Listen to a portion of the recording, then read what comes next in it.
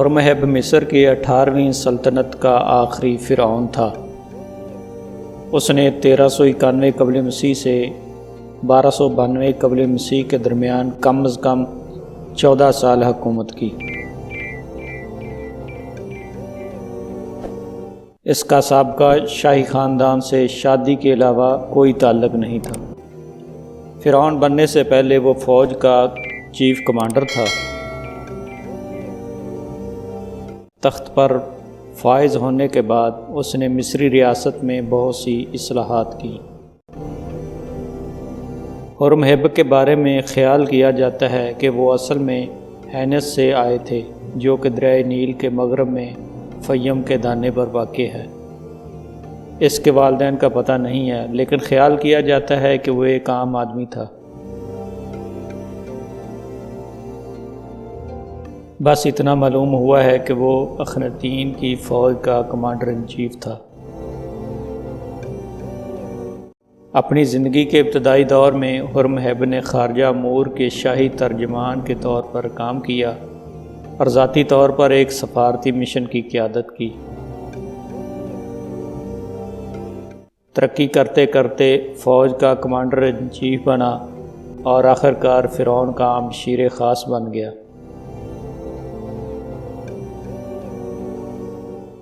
توت خامون کے بعد اس کے وزیر آئے نے اقتدار پر قبضہ کر لیا۔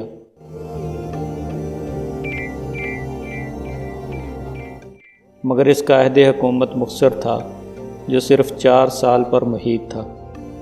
آئے کے ہاں کوئی نرینہ اولاد نہیں تھی، اس لیے اس کی موت کے بعد ہرمہب، جو اخناتون کے زمانے سے اعلیٰ فوجی جرنیل تھا، حکومت پر قابض ہو گیا۔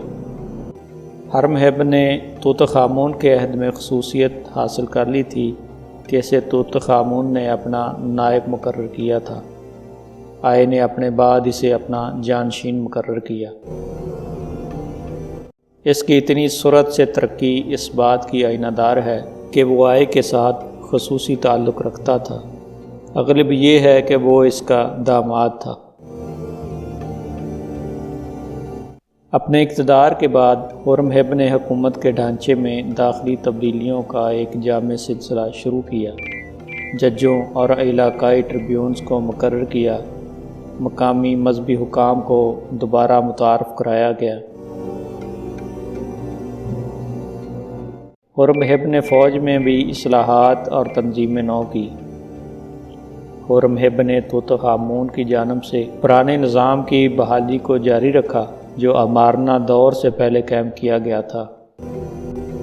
اس نے قدیم فرقوں، خاص طور پر آمون کو دوبارہ متعارف کرایا۔ اس طرح اس نے اپنے آپ کو ایک حقیقی فرعون ثابت کیا۔ علماء تاریخ کا اس بات پر اختلاف ہے کہ ہرمہب نے 14 یا 27 سال حکومت کی۔ ہرمہب ایک قابل معمار تھا، جس نے اپنے دور حکومت میں پورے مصر میں متعدد مندر اور عمارتیں کھڑی کیں۔ آئے نے منفس میں رہتے ہوئے سکارا کے مقام پر ایک عظیم الشان مقبرہ یا اہرام تعمیر کروایا تھا۔ اس کی موت کے بعد جب ہرمہب برسر اقتدار آیا تو اس نے اس کے مدفن پر قبضہ کر کے اس کا شاہی ریکارڈ تلف کر دیا۔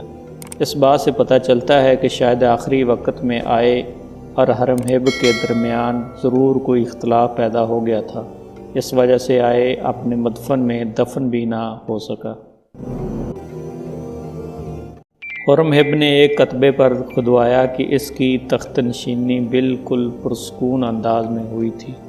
مورخین میں ایک یہ خیال بھی پایا جاتا ہے کہ ہرمہب نے آئے کے خلاف کچھ نہیں کیا، بلکہ بعد میں آنے والوں نے پہلے بادشاہوں کے خلاف کام کیا، ان کی عمارات تباہ کر دیں اور مقبروں تک کو نقصان پہنچایا، اور کئی عمارات اپنے استعمال میں لے آئے۔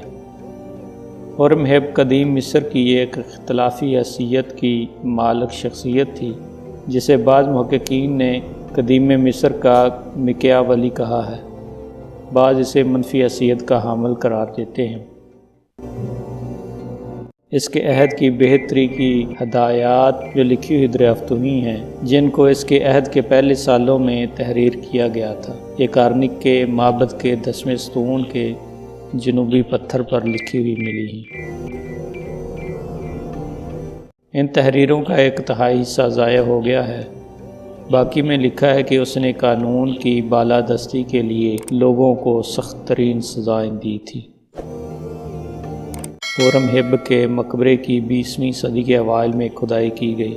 یہ زمین کی نقل و حرکت کی وجہ سے خراب حالت میں دریافت ہوا اور ڈاکوؤں نے بھی اس اہرام کا اوپر والا حصہ توڑ دیا تھا۔